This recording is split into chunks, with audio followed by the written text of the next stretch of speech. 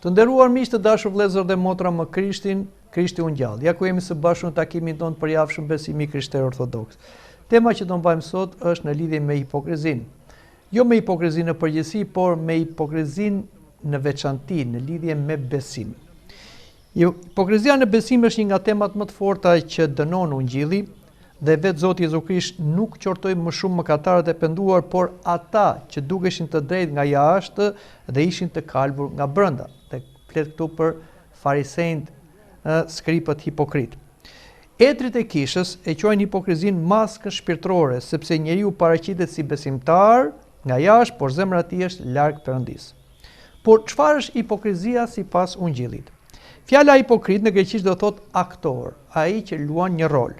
Prandaj dhe Krishti thot, ky popull më nderon me buzë, por zemra e tij është larg meje. Dhe më ashpër ai qorton farisejt, ata që e mbanin veten si besimtar të zgjedhur përpara popullit. Shikoni çfarë ju thot Krishti atyre. Mirë ju skrip dhe farisej hipokrit, sepse ngjani varreve të zbardhura që për jashta duken të bukura, por për brenda janë plot eshtra të vdekur dhe çdo papastërti ndyrësi.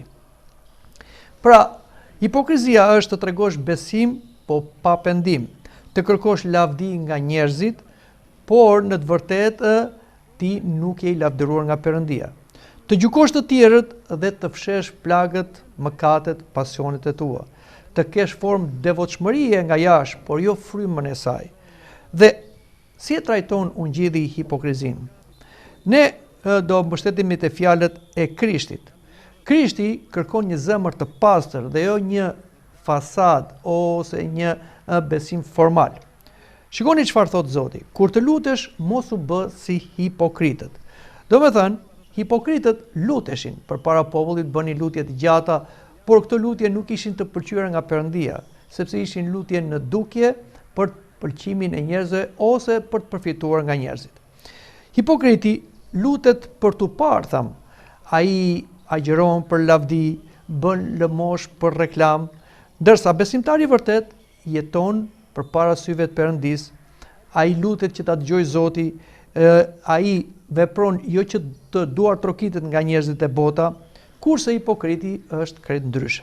Ai interesohet vetëm për pëlqimin e botës dhe jo atë të Perëndisë. Pra, në një farë mënyrë bën aktrim. Ka një lojë të dyfisht. Ndryshe përpara njerëzve, që i qetë si besimtar, dhe ndryshe kur është vetëm, ai nuk do t'ja di për gjërat e besimit ose shpirtërore. Hipokrizia verbon shpirtin. Farisejt e njihnin shkrimin, por nuk e njohën Krishtin, që është vetë fjala e mishëruar. Prandaj dhe Shënia Angu i Artë i thot, asgjë nuk e zëmëron më shumë Perëndin se jeta me dy fytyra ose me dy faqe. Hipokrizia krijon një njeri tjetër në kish, tjetër në shoqëri, në shtëpi dhe tjetër në zemrën e tij. Pendimi është ilaçi kundër hipokrizisë. Pra pendimi kur ne kuptojmë që jemi hipokrit dhe çlirohemi prej saj. Dhe shikojmë dhe këtu parabolën e fariseut dhe publikanit. Dhe publikani ose tagrambletësi u shpëtua jo se ishte i drejtë, por sepse ai kur vajti në tempull, siç na thotë dhe Krishti, nuk guxoi as syt të idte lart në qiell ku ri Perëndia, por mbante poshtë dhe godiste gjoksin kraharorin e tij me grusht, duke thënë, më shiro mua mëkatarin. Pra, pse u fal publikani? U fal se u pendua, u fal se u përul. Pra, ai tha vetëm ato fjalë: O Perëndi i mëshirshëm, ndaj meje mëkatarit. Kështu që nëse ne duam të shpëtojmë nga hipokrizia e fariseut, i cili tha shumë fjalë lëvdata përpara Perëndisë, që unë bëj këtë, madje ai gjykohej duke thënë nuk jam si ky tagrambletësi. Dhe vërtet, fariseu ishte një njeri i cili bënte përpiqje ta respektonte gërmën e ligjit, të zbatonte traditat ose dhe porositë e ligjit, detyrimet e ligjit, por ai ishte një hipokrit, ishte një fodull, sepse në të vërtet ai bënte ritualet e jashtme, por brenda kishte egoizëm, kishte krenari, kishte gjykim. Prandaj dhe Zoti nuk e pranoi lutjen hipokrite të fariseut. Prandaj, Ungjilli na mëson, Perëndia fal mëkatarin e penduar, por i ri kundra krenarit që hiqet si i drejtë. Çfarë thon Etri të shenjtë për hipokrizinë? Shënja Gojarti thot, hipokrizia është vjedhja e virtutit, merrpamjen e shenjtërisë pa mundimin e saj. Ai thot se hipokriti, pra Shënja Gojarti na thot, flet për porësi por kërkon lavdi. Flet për dashuri, por mban urrëtitjen brenda vetes vet. Predikon dritën, por jeton e errësirë. Shën Vasili Madh, një tjetër ati kishës, na thot, mos u përpiq të dukesh i mirë, përpiqu të bëhesh i mirë. Sipas tij, besimi i jashtëm pa ndryshim zemre është bosh. Perëndia nuk mashtrohet nga pamja e jashtme, sepse Perëndia ndryshon dhe shikon ndryshe nga njerëzit. Ai shikon në zemër. Aty Zoti na bën një skaner dhe tregohet gjithë bota dhe realiteti ynë shpirtëror. Shën Efrem Siriani na thot, më mirë një mëkatar që qanë se sa një i drejtë që shtiret. Ai lidh hipokrizinë me krenarin dhe mungesën e njohjes së vetes. Shën Isak Siriani, një tjetër ati kishës, thot, ai që sheh mëkatet e veta është më i madh se ai që sheh ëngjit. Hipokrizia lind kur njeriu merret me mëkatet e tjerëve, pra, dhe haron mëkatet dhe plagët e veta. Shenja e hipokrizisë shpirtërore është pra kur neve fillojmë dhe gjykojmë të tjerët, sepse na duket vetja i drejtë. Etri përmendin edhe disa shenja tjera: dëshira për lavdërim, zemërimi kur nuk të vlerësojnë, gjykimi i të tjerëve, tham, devotshmëri vetëm përpara njerëzve, mungesë pendimit të vërtet, përdorimi i fesë, i riteve, lutjeve, për krenari, lavdidashje ose pushtet. Por hipokrizia është një smundje, është një virus që kap besimtarët, dhe ky është një nga problemet që ishte si në kohën kur Zoti Krisht erdhi dhe foli dhe veproi tek judejt, por është dhe një virus që fatkeqësisht është dhe midis të krishterëve. Prandaj duhet të shikojmë hipokrizinë se nuk është diçka thjesht historike ose haruar, por është diçka aktuale që na prek të gjithëve pak a shumë. Dhe duhet ta luftojmë hipokrizinë si një virus i vazhdueshëm që është përqark nesh dhe gjen momente në dobësitë tona dhe ai të na infektoj. Prandaj duhet të kemi gjithmonë vëmendje, vet kontroll shpirtëror, të pyesim veten, pse e bëj këtë? Për Perëndin apo për njerëzit? Kjo është shumë e rëndësishme, sepse duhet të japim përgjigje kësaj pyetje me sinqeritet brenda vetes sonë, dhe nëse ne jemi të vërtet me veten, sepse ka dhe disa njerëz që nuk janë të vërtet me veten, dhe hipokritët nuk janë të vërtet me veten, sepse ata krijojnë një gjë virtuale për veten. Kjo është e keqja më e madhe. Prandaj edhe farisejt, krenar dhe hipokrit nuk pranonin Krishtin, sepse Krishti qortonte për mëkatet e tyre, kurse ata e quanin veten të drejtë, dhe Krishti tha, unë nuk kam ungjidh për të drejtët, por kam ungjidh për mëkatarët. Dhe ata bën mëkatin më të madh, por nga që nuk duonin të ndryshonin nga hipokrizia e tyre, ata çuan në kryq Krishtin. Por ne duhet ta njohim veten, ta pranojmë veten, të paktën përpara vetes tonë të pranojmë mëkatësinë tonë dhe orientimin tonë, për çfarë i bëjmë të gjëra, për çfarë shkojmë në kish, për çfarë lutemi, për çfarë bëjmë lëmosh, për çfarë edhe flasim dhe veprojmë. E bëjmë për lavdinë e Perëndis, që të gëzojmë Zotin, të bindemi vullnetit ynor dhe të shërbejmë të afërmit, apo e bëjmë për karrierë, për egoizëm, për lavdidashje, për gjëra të cilat kërkojnë pëlqimin e të tjerëve. Duhet një rrëfim i sinqert. Hipokrizia dobëzohet kur njeriu hap plagët e veta. Kjo është shumë e rëndësishme. Çfarë është rrëfimi? Shumë njerëz e shikojnë rrëfimin vetëm për mëkate të rënda, domethënë për vjedhje, vrasje, abuzime e tjera, Por rrëfimi është edhe për gjëra të cilat duken edhe si të parëndësishme. Një nga gjërat që ne duhet të rrëfejmë është hipokrizia. Pra sa herë që shikojmë brenda vetes një frymë hipokrizie, ose bëjmë vepra hipokrizie, ose kemi mendime hipokrite, ne këto nuk duhet i mbajmë brenda vetes sonë, sepse kjo është një keqje e madhe dhe duhet t'i rrëfejmë. Prandaj duhet të rrëfejmë këto pra mendimet, dëshirat dhe vepra që në pamjet parë nuk duken shumë serioze, por nga ato vijnë gjërat e mëdha. Prandaj dhe Krishti thot ruhuni nga brumi i farisejve, që është hipokrizia. Ruhuni thot, sepse është e rrezikshme. Prandaj duhet bëjmë një rrëfim të sinqert edhe për këto gjëra. Kështu që mendoj se gjithë për nesh e ka pak a shumë një frym hipokrizie dhe kanë nevojë ta rrëfejnë këtë përpara atit të rrëfyes dhe mos presin pastaj për të bërë mëkate të rënda, sepse nga gjërat e vogla vinë dhe gjërat e mëdha. Dhe duhet kemi kujdes të dashur të krishterë, sepse hipokrizia është si një virus që bëhet, si them dhe bëhet diçka e zakonshme, ashtu si dhe njerëzit mësohen për shembull me një gjendje gripale, duket normale.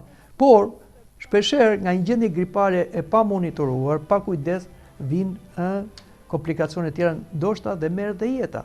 Prandaj kujdes nga hipokrizia. Duhet ta rrëfejmë si një mëkat serioz, me sinqeritet përpara atit rrëfys, sepse kështu e largojmë nga vetja jonë. Por një tjetër mënyrë është me heshtje dhe përurësi. Eti të këshillojmë, bëje të mirën fsheu razi. Pra, pa dukje. Çfarë thot Krishti? Mos marri vesh e djatha, çfarë bën e majta. Çdo gjë bëhe fsheu razi. Kur lutesh, lutu atit në fshehtësi. Pra, Zoti kërkon që të na çirojë nga hipokrizia, që do thot nga hipokrizia në besim për të marrë pëlqimin dhe meratimin e njerëzve, duke u veçuar nga sytë e njerëzve, nga gojet e njerëzve. Pra, të mos kërkojmë lavdi njerëzore, ta bëjmë rregull, të imponojmë vetes sonë, sepse kjo është një antidot kundër hipokrizisë. Tjetër, me kujtimin e gjykimit të Perëndisë, sepse Zoti do na gjykojë jo vetëm për veprime, por edhe për mendime dhe për dëshira, sepse Perëndia nuk sheh vetëm veprën, por zemrën. Njeriu sheh pamjen, por Zoti sheh zemrën, na thuhet tek shkrimi i shenjtë libri i Mbretërve. Si përfundim, sipas ungjillit dhe etërve të kishës, mëkati i hipokrizisë është i rrezikshëm, sepse fsheh brenda vetes dhe pas fes një zemër arrogante, egoiste, pa pendim. Por kur njeriu pranon dobësinë e vet dhe lufton me sinqeritet për të larguar nga kjo sëmundje ngjitse dhe e rëndë dhe e keqe, ai patjetër gjen mëshirën dhe shërimin nga Zoti. Krishti nuk na kërkon njerëz perfekt, por zemra të vërteta, të përullura, të penduara, të sinqerta. Dhe le të flasim për disa histori nga jetët e shenjtorëve ose çfarë dhe kisha i mban në lidhje me hipokrizinë. Do me thënë se si hipokrizia është shfaqur edhe te njerëz fetar. Dhe kjo është problemi më i madh, sepse po flasim për hipokrizinë fetare. Le të flasim e para për fariseun dhe publikanin, e folëm, por është shembulli i përjetshëm që na i ka thënë Krishti, dhe kjo është historia më e fortë kundër hipokrizisë. E përsërisim, farisei lutej, agjëroi, jap të dhjetat, nuk jam si njerëz të tjerë. Publikani, pra komerçari, vetëm rinte të kraron o Perëndi i mëshirshëm ndaj meje. Dhe Krishti tha, ky zbriti në shtëpi i shpajcuar juaj. Etrit e shenjtë thonë, fariseu kishte vepra, por publikani kishte zemër të thyer. Hipokrizia e fariseut ja elmon virtutet atij. Le të flasim edhe për një tjetër, Ava Pimeni dhe murgu që shtire si i shenjtë. Një murg kishte famë të madhe për agjërimin dhe lutej, para të tjerëve sidhet si shumë i përullur, por fsheu razi gjykonte të gjithë. Kur dikush gabonte, ai e parapte me njëherë lajmin sikur po mbronte drejtësinë. Shkuan te Avaj dhe i thanë, ky vëlla duket shumë i vërtetshëm. Plaku i shenjtë u përgjigj. Nëse dera e ambarit është e lyer me ar, por brenda ka kalbje, çdo bi ka bukuria e jashtme. Pastaj tha, më mirë një njeri mëkatar që sheh plagët e veta, se sa një i drejtë që fsheh krenarin nën petkun e virtutit. Le të shikojmë edhe një rast tjetër. Avaj sa e pyetën, cili është mëkati më i fshehtë? Ai tha, të flasësh si shenjtor dhe të jetosh si skllav i pasioneve. Dhe shtoi, hipokriti ngjan me një qeri të pikturuar, ka pamjen e dritës, por nuk jep flak, sepse është një qeri artificial. Shën Johani Shkallës, në librin e Shkallës shkruan, hipokrizia është adhurimi i njerëzve nën emrin e adhurimit Perëndisë. Ai tregon për disa murë që qanin para tjerëve, por në fshehtësi jetonin pa pendim. Dhe thot, djalli nuk mërzitet kur agjeron, mërzitet kur bësh i përullur. sepse parusia largon hipokrizinë. Le të flasim për një tjetër histori të një murgu që kërkonte lavdi. Një murg lutej shumë bukur në kish dhe të gjithë e lavdëronin. Kur mbeti vetëm me plakun, me atin shpirtëror, ai i tha: "Birë, sonte humbesh shpërblimin." Murgu të ndrit: "Pse atë?" Plaku i tha: "Sepse zemra jote u shye më shumë nga lavdërimi i njerëzve sesa nga prania e Perëndisë." Murgu filloi të qante dhe tha: "Atëherë jam bosh." Dhe plaku Jerondi u përgjigj: "Tani fillon shpëtimi yt, sepse po shikon plagën." Pra atë të krenarisë. Shënefrem Siriani shkruan: "Mos e vish petkun e prorësisë kur zemra kërkon fronin e lavdisë." Pra kur ndryshe shfaqesh nga jashtë dhe ndryshe nga brenda. Tregoj një histori që ma ka thënë dikush se njëri paraqitej i përulur dhe gjithmonë thoshte unë jam mëkatar, unë jam mëkatar. Edhe ky person që ma tregoi këtë histori thatë: "Do ta provoja një herë, vërtet është mëkatar?" Dhe i thash: "Po, ti je një njeri mëkatar dhe unë jam i bindur për të." Atëherë tjetri, që thoshte gjithmonë unë jam mëkatar, ju kthye: "Kujt i thua ti mëkatar? Mu më thua mëkatar?" Pra, shikoni që gjithçka ai e bënte, pra është ajo që thotë edhe Shënefremi, vishte petkun e përësisë, kurse brenda kishte një zemër krenare. Dhe në momentin që ju cënua egoizmi i tij, ai reagoi. Prandaj hipokriti është me pemën që gjan se ka si them, është plot me gjete, por nuk ka fruta. Avar Dorotheu na tregon këtë histori. Një vëllai kritikonte vazhdimisht mëkatet të tjerëve. Avar Dorotheu i tha: "Ai që pason derën e fqinjit dhe lë shtëpinë e tij në zjarr është i mashtruar." Dhe shtoi: "Hipokrizia fillon kur njeriu sheh mëkatin e tjetrit më qartë se të vetin. Prandaj dhe Zoti na thot: hipokrit, shiko dhe hiq trari nga syri yt, pastaj merru me ashlën e tjetrit." Pra, siç dëgjuam, të gjithë etrit kanë një mendim të përbashkët kundër hipokrizisë, dhe kjo është e njëjtë me mësimin e Krishtit. Dhe etrit na thonë se hipokriti nuk është vetëm ai që mashtron të tjerët, por më e rrezikshmja është se ai mashtron veten e vet, kur mendon se është shpirtërisht mirë, ndërsa zemra e tij është larg Perëndisë. Prandaj, etrit këshillojnë pendimin e fshehtë, lutje me lot, vepra pa reklam dhe kujdes nga lavdërimi njerëzor. Më mirë të biesh në dobësi dhe të pendohesh se sa që ndrosh në këmbë me krenari, na thon etrit e shkretëtirës. Por le ta përfundojmë këtë bisedën tonë, ku do përfundojnë hipokritët e papenduar? Sipas ungjillit dhe mësimit të etërve, hipokritët e papenduar përfundojnë në largim nga Perëndia, sepse jetuan me dy fytyra, me dy standarde dhe nuk deshën të ndryshojnë në zemrën e tyre. Rreziku i hipokrizisë është se njeriu mund të duket fetar nga jashtë, por të mbetet i vdekur shpirtërisht nga brenda. Krishti flet shumë rënd për këtë gjendje. Jo kushdo që më thot Zot, Zot, do ty në mbretërinë e qiejve, por ai që bën vullnetin e Atit të tij. Dhe mëtej shton: "Shumë do të më thonë atë ditë, o Zot, a nuk profetizuam në emrin tënd dhe a nuk bëm mrekullinë në emrin tënd?" Dhe atëherë do të them: "Kur s'ju njoh, largoni prej meje." Dhe këtu e ka fjalën për ata që janë hipokrit, për ata që bëjnë një shërbes fetare thjesht si profesion ose në dukje të tjerëve për të marrë lavdinë e tjerëve dhe jo sipas dashurimit dhe pëlqimit të Perëndisë. Prandaj nuk mjafton pamja fetare, as fjalët, as fama shpirtërore që neve përpiqemi ta ngrem rreth nesh, nëse zemra nuk pendohet. Prandaj etrit na thon, dhe konkretisht Shën Johan Gojarti: "Hipokriti dënohet dy herë, sepse bën të keqen dhe se përdor emrin e virtutit për ta fshehur të keqen." Ai thot se hipokrizia e papenduar ngurtëson zemrën, e bën njeriu të paaftë të shohë gjendjen e vet dhe e largon nga hiri.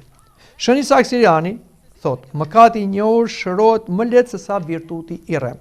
Sepse mëkatari mund të qajë dhe të pendohet, ndërsa hipokriti justifikon veten, jeton me vetë mashtrimin dhe nuk kërkon shërimin. Një nga shembujt unikal të humbjes së hipokritit është Juda Iskarioti, sepse ai gjithë veprimtarinë e tij kishte me hipokrizi. Dhe edhe pse ndiqte Krishtin për gati 3 vjet, ai duke si devotshëm, madje edhe Krishti i kishte edhe një detyrë të rëndësishme, por Të gjitha i bënte me hipokrizi. Dhe hipokrizia e tij dështoi në fund. Krishti tha, njëri për ju është djallë, që do të thotë ka frymën e djallit. Pra është me dy faqe, hiqet si besniku im, por në të vërtet është një tradhtar. Por Juda nuk u pendua, nuk u shlirua nga hipokrizia e tij, dhe shkoi deri në fund derisa e tradhtoi Krishtin, por dënoi dhe veten nga egoizmi dhe pastaj mbasi vrau veten shkoi në ferr. Dhe Juda nuk humbi vetëm nga tradhtia, por sepse nuk u pendua me shpresë. Pendimi i tij u kthye në dëshpërim. Ai vërtet u pendua për atë çfarë bëri, por nuk u pendua me porulsi, u pendua me egoizëm, nuk u kthye tek Zoti i penduar dhe tek apostujt siç u kthye dhe apostulli Petro. Prandaj dhe Juda shkoi në ferr. Dhe Juda është shembulli i atyre besimtarëve hipokrit, të cilët e çojnë hipokrizinë deri në fund, deri në frymën e fundit dhe nuk kthehen dhe patjetër do kenë një fund tragjik si të Judës. Gjykimi i hipokritëve sipas Ungjillit është shumë i fortë, ose shumë i rëndë, mund të themi. Krishti përdor shprehje shumë të goditura, varre të zbardhura, udhëheqës të verbër, bij të ferrit, ju thot hipokritëve. Pse kaq ashpër flet Krishti? Sepse hipokrizia mashtron të tjerët, skandalizon besimtarët, përdor fen për krenari dhe mbyll zemrat ndaj pendimit. Dhe kështu dëmton jo vetëm veten, por edhe të tjerët. Prandaj dhe Krishti fliste kundër hipokrizisë. Hipokrizia dhe mund të largohet nga vetja jon, pra dhe ne mund të shpëtojmë nga hipokrizia nëse pranojmë të vërtetën për veten, e përulin veten, ndalojmë të jetuari thjesht për sy të botës dhe pendohemi sinqerisht. Shën Efremi thot, Perëndia nuk refuzon askënd që heq maskën dhe qan me të vërtetë. Prandaj problemi nuk është vetëm hipokrizia, por hipokrizia pa pendim. Si përfundim, sipas Ungjillit, hipokritët e papenduar përfundojnë larg pranisë së Perëndisë, sepse zgjodhen pamjen e jashtme dhe jo të vërtetën e brendshme, lavdinë njerëzore dhe jo përulsinë. Por deri në fund njeriu ka shpresë për shpëtim. Dhe Zoti prandaj na jep dhe kohë që neve të konstatojmë mëkatet, pasionet tona, dobësitë tona, të pendohemi, të rrëfehemi, të ndryshojmë ato. Sepse koha është një nga dhuratat e Perëndisë që ne të ndryshojmë. Brenda kohës të ndryshojmë. Prandaj, brenda kësaj kohe ne mund të ndryshojmë. Do me thënë, të shikojmë plagët tona, të qajmë për mëkatet tona, të kërkojmë mëshirën e Zotit, dhe kështu jo vetëm të çlirohemi nga hipokrizia, por aq më tepër të bëhemi të shenjtë, dhe jo në sy të njerëzve, por në sy të Perëndisë, dhe mos të mbetemi në sëmundjen e hipokrizisë, që në qoftë se neve nuk e largojmë nga vetja jonë me pendim dhe nuk e kurojmë atë me rrëfim dhe me lot, atëherë ajo do bëhet një sëmundje vdekje prurse. Dhe nuk flitet për një vdekje të përkohshme, por flitet për një vdekje të përjetshme. Prandaj le të jemi të kujdesshëm me hipokrizinë, është një virus që prek fatkeqësisht besimtarët, është rreth nesh, e kemi brenda vetes tonë, duhet ta konstatojmë, ta luftojmë sa kemi kohë, sepse pastaj do hyjmë në gjykimin e drejtë Perëndisë dhe Zoti i ri kundër hipokritëve, krenarëve. Por i fal, i mëshiron të penduarit dhe të përullurit, të cilët janë të sinqertë. Mendoj të nderuar miq, të dashur vëllezër dhe motra, më Krishtin ta mbyllim këtu edhe bisedën tonë dhe miru takofshim në takimin tjetër.